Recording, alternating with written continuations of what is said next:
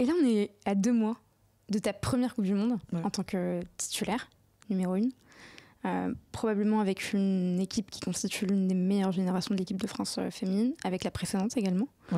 Parmi les cadres de l'équipe figurent les meilleures joueuses au monde.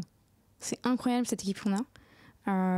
Est-ce que tu penses que 2023, il y a un énorme momentum, c'est 2023-2024, il y a la Ligue des Nations entre ouais.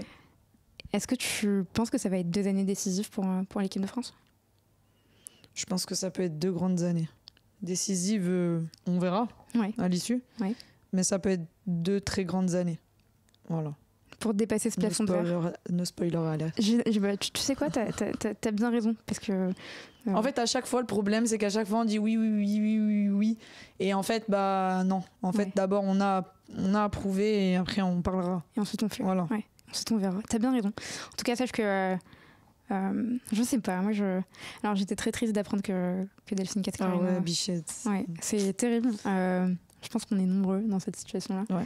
Et puis un nouvel élan, il y a une sorte de nouvelle ère avec Hervé Renard qui incarne son rôle tant sur le terrain qu'à l'extérieur du terrain.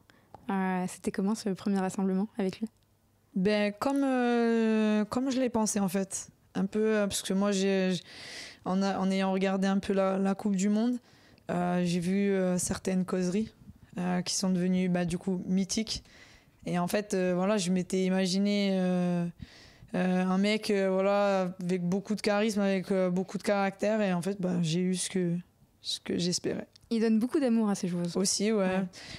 C'est quelqu'un de très jovial, de très, qui aime bien la vie, qui aime beaucoup danser aussi.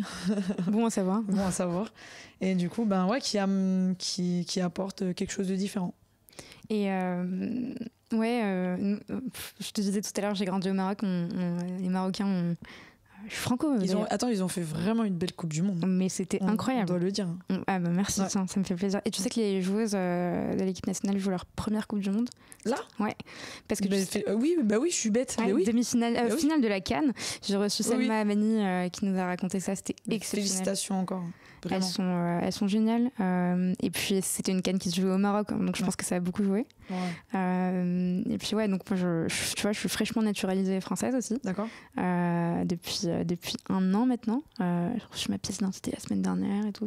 T'as tout le truc et tout J'ai fait l'unboxing naturalisation, tu sais.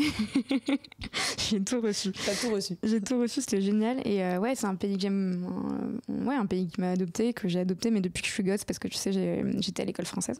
Okay. Mais tout ça pour dire, je me souviens plus de ce que je voulais dire. Tu vois, je me souviens plus de Toi aussi, t'as les idées en arborescence. On me dit souvent, je pense que tu vois de qui je parle, je n'aimerais pas être dans ta tête. Ouais, toute ma famille me dit ça. Ouais. Bizarrement. Mais bon, je me souviens plus, c'est pas grave, on en reviendra tout à l'heure. Mais c'était que le Maroc, la Coupe du Monde, Hervé Renard. Ouais, Hervé Renard, on a un lien. Exactement, enchaînement logique des idées. Hervé Renard, il a laissé une trace incroyable par son passage au Maroc. Alors effectivement, un peu partout, hein. Un peu partout. En fait, finalement, ça a été c'est un très grand entraîneur.